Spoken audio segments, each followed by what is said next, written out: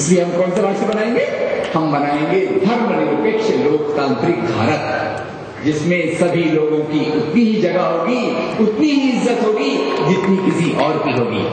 इसीलिए आजादी के आंदोलन में महात्मा गांधी के नेतृत्व में जो आंदोलन चला, उसमें सभी धर्मों के लोगों ने दिल खोलकर हिस्सा लिया, दिल खोलकर त्याग किया, जिसके कारण भारत को आजादी मिली। दुख यह है कि कुछ लोग जो धर्म के नाम पे पॉलिटिक्स करना चाहते हैं, ये ख्याल कीजिए, धर्म एक तो हो सकता है जो हमको रास्ता दिखाए, यही बात हमको लाना है अपने एजुकेशन में, यही बात लाना है कि धर्म को इस बात को देखिए कि धर्म ने हमको मॉरल वैल्यूज देना चाहिए, नैतिक मूल्य बताना चाहिए, इंसान से इंसान के बीच में मोहब्बत सिखाना चाहिए। पर जो लोग हिंदू राष्ट्र की बात मानते थे, जो लोग मुस्लिम राष्ट्र की बात मानते थे, वो चुप नहीं रहे और आजादी के बाद भी उन्होंने 10-15 सालों के बाद अपनी गंदी राजनीति धर्म के नाम पर लाने की शुरुआत की। और जो बात हम लोग भूल रहे थे, धीरे धीरे उन्हीं बातों को वो फिर से एजुकेशन सिस्टम में डालने लग गए।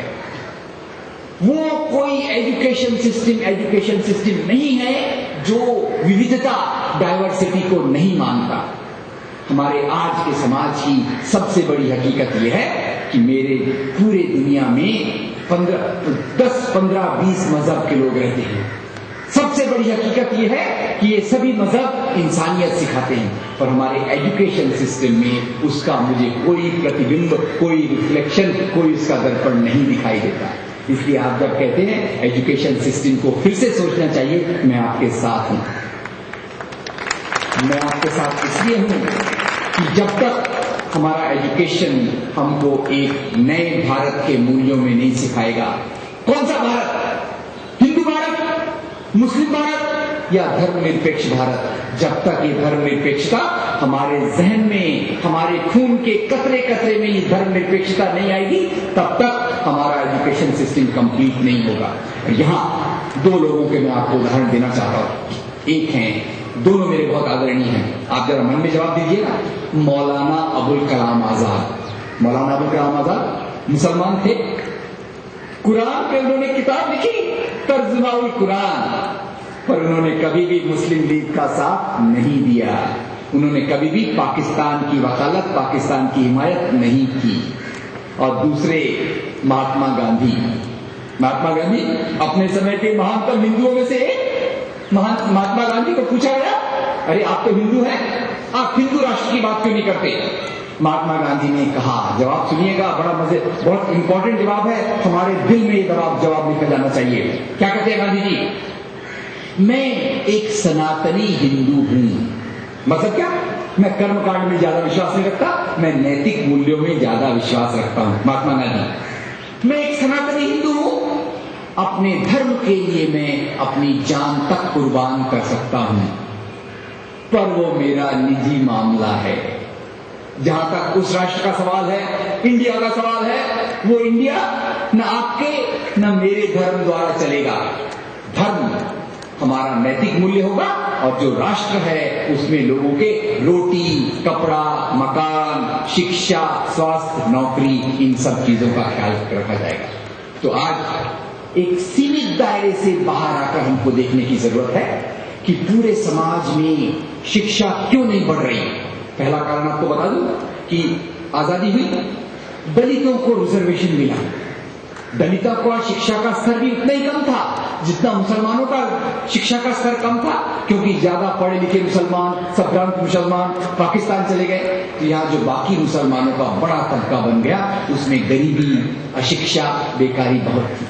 अब जब शिक्षा लाई गई, डॉक्टर अंबेडकर के आंदोलन के कारण उन्होंने रिजर्वेशन लाया और उन्होंने देखा कि रिजर्वेशन के कारण जब कुछ दलितों को नौकरियां मिलना चालू हो गई, उसके लालच के उसके प्रभावित होकर बाकी दलित भी ज्यादातर शिक्षा की तरफ चलते गए और मुसलमानों के साथ उल्टा हुआ। मुसलमानों के ऊपर एक बोझ रख दिया गया कि आपके कारण पाकिस्तान बना है। वास्तव में पाकिस्तान न हिंदुओं के कारण बना न मुसलमानों के कारण बना। पाकिस्तान बना अंग्रेजों की तोड़ो और राज करो की नीति के कारण, पर उसका पूरा ठीकरा मुसलमानों पर डाल दिया गया और उसके कारण उनको नौकरियों से दूर रखा गया। नौकरियों से दूर रखा गया। तो उन्होंने कहा पढ़ के क्या फायदा भाई। तो ये हमको जो माइंडसेट है आज फिर से बदलना है। एजुकेशन बदलेंगे, फायदा तो तभी होगा जब लोग जाएंगे उसमें एजुकेशन के लिए।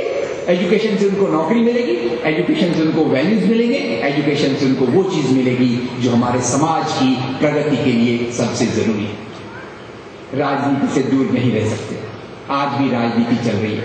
दो प्रकार की राजनीति। एक प्रकार की राजनीति वो है जो हमको मंदिर मस्जिद के चारों तरफ बांध के रखना चाहती है।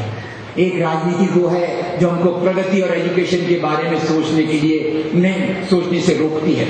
और दूसरी राजनीति हमको वो बनाना है जो लोगों के मुद्दों को, लोगों की शिक्षा को, लोगों के रोजी रोटी के सवाल को आगे लेकर चल सके।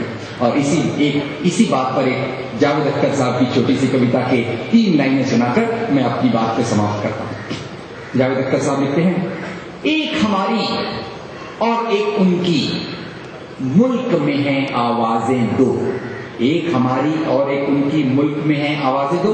हम कहते हैं बेघर बेदर लोगों को आबाद करो। हम कहते हैं बेघर बेदर लोगों को आबाद करो। वो कहते हैं भूले बिसरे मंदिर मस्जिद याद करो। Thank you very much.